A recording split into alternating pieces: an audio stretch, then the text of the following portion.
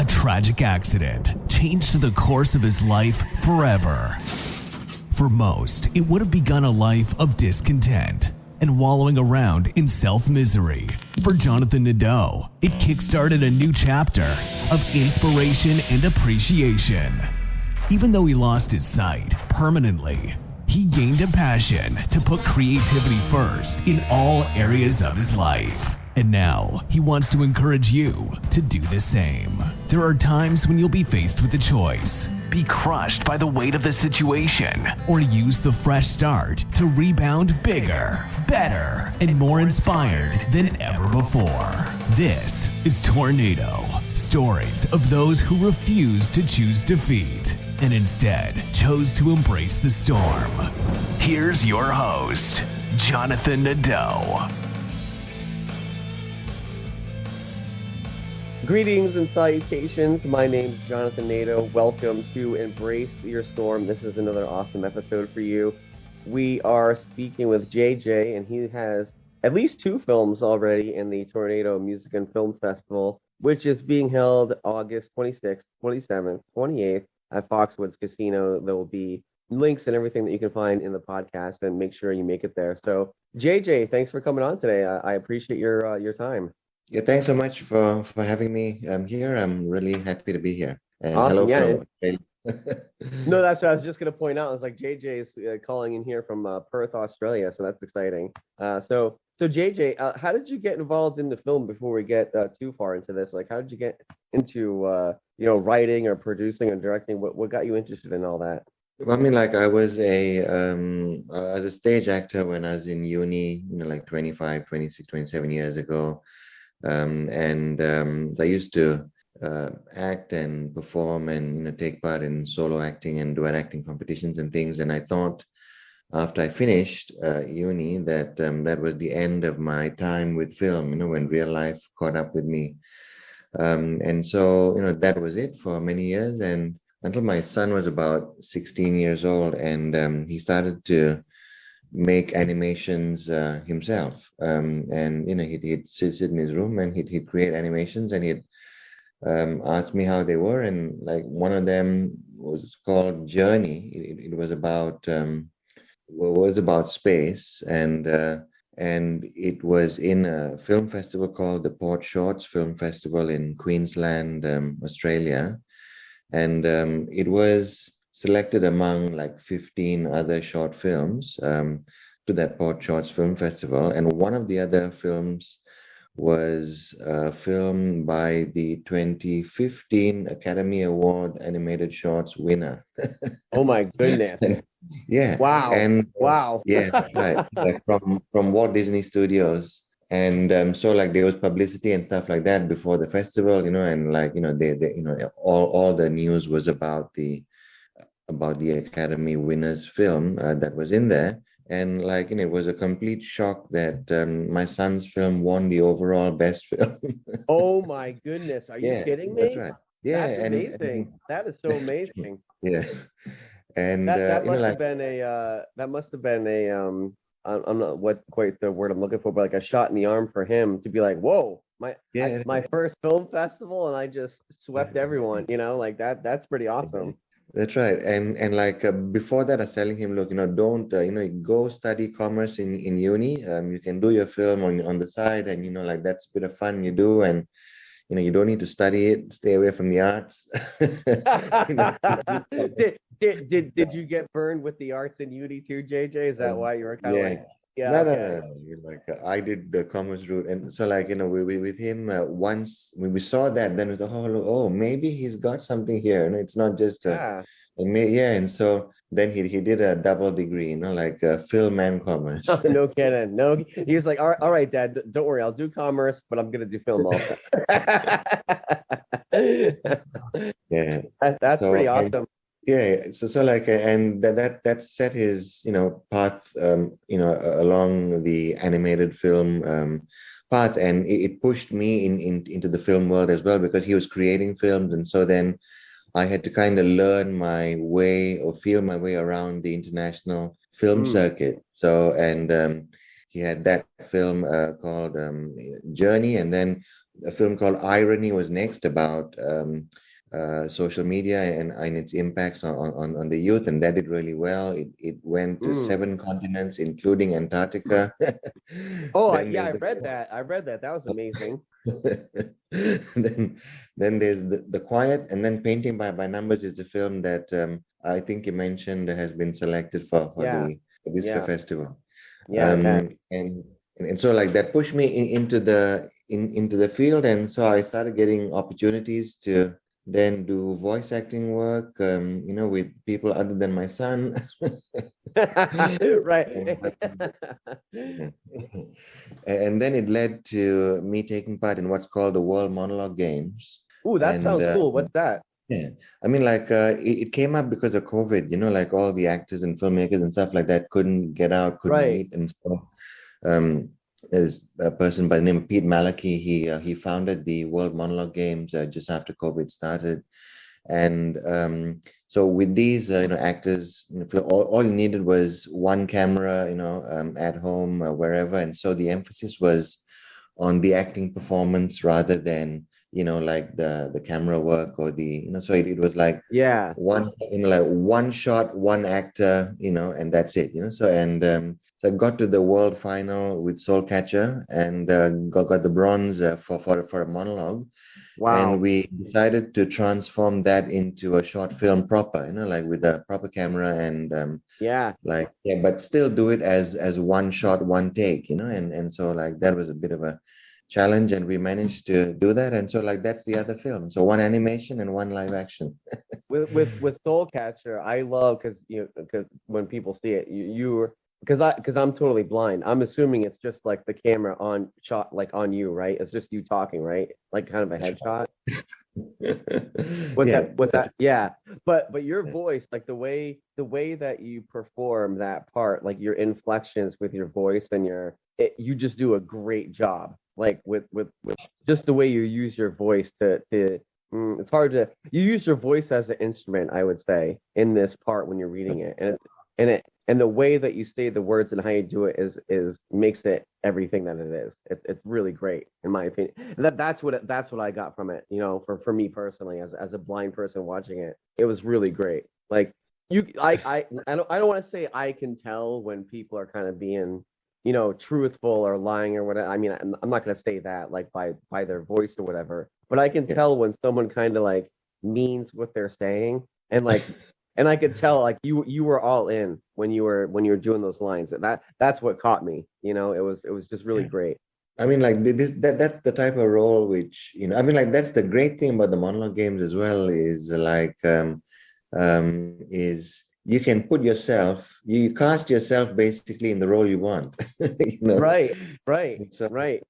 absolutely loved that script. It was written by this Australian ex-cop who moved to China, and he's kind of teaching English in China, ex-cop turned writer, and he wrote that piece for me after seeing me perform something else, and thought, hey, look, Oh, I no can write kidding. something for you. Yeah. Yeah, well, Yeah. he hit the nail on the head with that for you for sure. Like it was really great. Like what do you like about this whole process? Like the filmmaking, like the writing, the directing, producing. Like what part of it, like this whole process, do you like the most? Yeah, I mean, like for me, it's like the act. Like I love doing, voiceovers. I really like, and acting as well in front of camera. Everything else I was doing more for my, like I started out trying to help my son, you see, and then like trying to get him where he needs to go and to get him in the right festivals and find funding and Mm, get his film seen around the world. And I was pretty successful at that because of the quality of his film, and yeah, made his it. work. Yeah.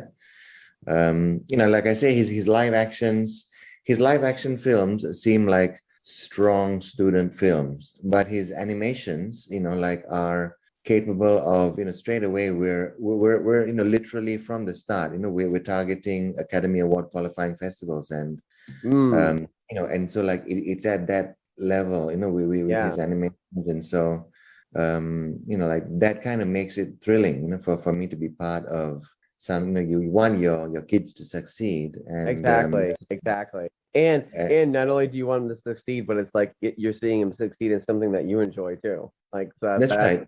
yeah. And something that I can be part of, So like I narrated The Quiet. I narrated a film called Irony. So, and two of his other films, Journey and Painting by Numbers, didn't have any narration. It was just it had no dialogue. So like 50% of his big successful animations, I narrated and Yeah. produced as well. So it's great to be part of something that your kid's successful at, and that's doing really well.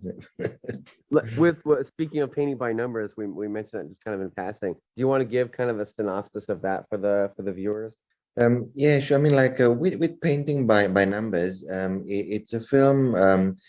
Like the brief synopsis is a child's encounter with classic masterpieces triggers a confronting epiphany. So we didn't want to kind of give too much away. It's kind of an experimental animated short film where we're kind of trying to show the dangers of humanity's excesses with the planet and how human activity is impacting the planet in negative ways, but showing it through some of the most famous paintings in the world and the most famous artworks in the world, and the and also using the seven deadly sins, Right. to Yeah. represent each artwork. Yeah. No, it's Yeah, really great. yeah. And you see That like the girl with the pearl earring. One of the artworks is the girl with the pearl earring, and then you see her going through like 50 different costumes of different types of clothing, and then as she's as she's consuming all these things, with clothes and stuff, you see the background where it's a forest and it's trees and lush background. It's kind of degrading, and you end up with mm, her with a fully green attire in front of like a barren landscape, and stuff like that. So that's how the film kind mm. of moved. Yeah, well, that's what I wanted you to explain. I knew you would give it more justice than I could, but it's a great film again, which is why it's in. Now when you're working on these films, like at least for you, I would say, like what is it like? I mean, you kind of got away from uni, like you were saying, you graduated and kind of did what you do when you get out of college and stuff. But Yeah. your son kind of got your interest had peaked again later in life. Like Mhm. what was it when you started kind of getting back into it? Were you like, man, why did I stop doing this? Or, why after I got out of college did I not try to do this more or whatever? Like, did you kind of feel that little burning flame in you kind of get lit up even more as you started kind of creating again or getting into film again?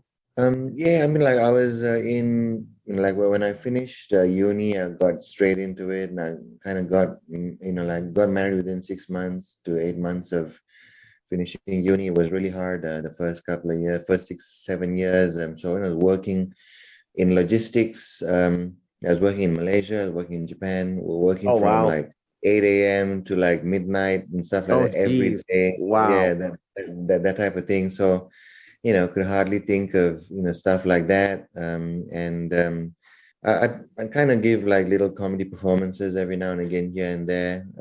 Did that in Japan. Like I kind of used to perform before, and I do a kind of funny take on Snow White and the Seven Dwarfs, Oh, that's or cool. That's cool. empty clothes and things. So like I do these whole performances, which were kind of not stand-up comedy, but like like comedic performances, and Yeah. so like I could kind of had them in my back pocket, and I can whip them out, whenever there was a party or something like that, and just keep in touch with That's that. cool. Yeah, and so just never had any because of work and stuff like that, and I can't really dedicate the time I need to do any stage acting and things like that. I had no kind of avenue to go into film and other Yeah. things. So it's only once his film started gaining traction that I was forced into that world, and then like meeting people, who are creating films in Western Mm, Australia, across mm. Australia. Got an opportunity to travel to film festivals, outside of Australia as well, and so that pushed me in, and then like some other people asked me to do some voiceovers for their films, and like I did some of that. But like the big thing that made me go in front of a camera again was the World Monologue Games, and so like with the success, and because I didn't have like a show reel, like, so if I approach an agent or something and say, hey, look, I'd like to be on TV or in like on a film or something, on my CV I say I used to act 25 years ago. Yeah, yeah, really. Nothing to show. Yeah. But like and like with someone who's ethnic as well, like in Australia, I mean, there aren't that many great ethnic roles, like Yeah, and that's true. That's you true. get a line here or two, or like a cameo performance, opportunity here and there. But with the World Monologue Games, I could cast myself in my dream role. See, so That's I pretty had awesome. so I had fantastic content to show others after I did it, and then I started getting roles, and I my first role in a feature film, I did that, early this year, and so like that film will be released at the end of the year. So like that's something That's to watch awesome. out for. It's called Violet, and it's the second feature film created by Stephen Mahalovich, and Nice. like work for that one. Hopefully it comes over to the US as well. Yeah, yeah, absolutely. That's pretty awesome. JJ, I love hearing, people's stories like yours.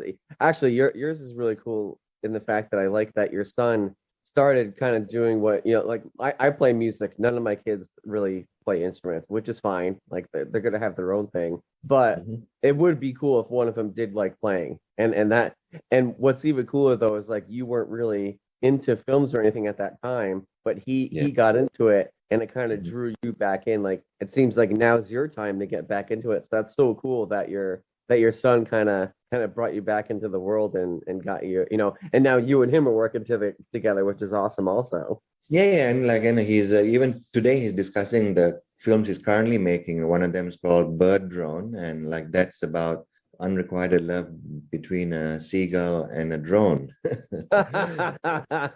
That sounds Yeah. awesome. um yeah, well, is there anything you wanted to like mention, JJ? Is like anything you're working on or anything any projects you're looking for help with or anything like that? Well, the other film that just been released is called The Saint, and so hopefully, I know that in your film festival there's so many people who submitted films to your festival, and it's still going through many of them. Hopefully, you come across The Saint, and Yes. what's unique, it's in a way, it is, it's one person again, on camera, and that's me, play, with another really gritty role that I love. But this one's in black and white, Mm. and with a hint of red only. So everything's in black and white, and there's one streak of red you see throughout the film. Mm. And like it's with Soulcatcher, you see two different sides to an individual, and you see the intenseness in the character comes right at the end. Yeah, Um, yeah. Soulcatcher. With the Saint, it is throughout from the start till the end, maintaining the level of kind of what you felt in the last 1 minute of Soulcatcher throughout the entirety of the Saint. Ah, okay, So yeah, okay. so like that's, I mean, like, and the different films completely, and like the feel of the films are completely different as well, and kind of the interaction that the audience has with these characters, would be different too. But so like I'm kind of excited to see where that one goes, and Mm. I'm working on a couple of scripts for the next World Monologue Games, which which will open sometime May, June, July, and like those following the games would be able to see. I mean, like it'll be kind of broadcast in the World Monologue Games, preliminary rounds, like Mm. regional finals and world finals are all broadcast live, Okay. and it's open to everyone to watch. And so yeah, watch out for that.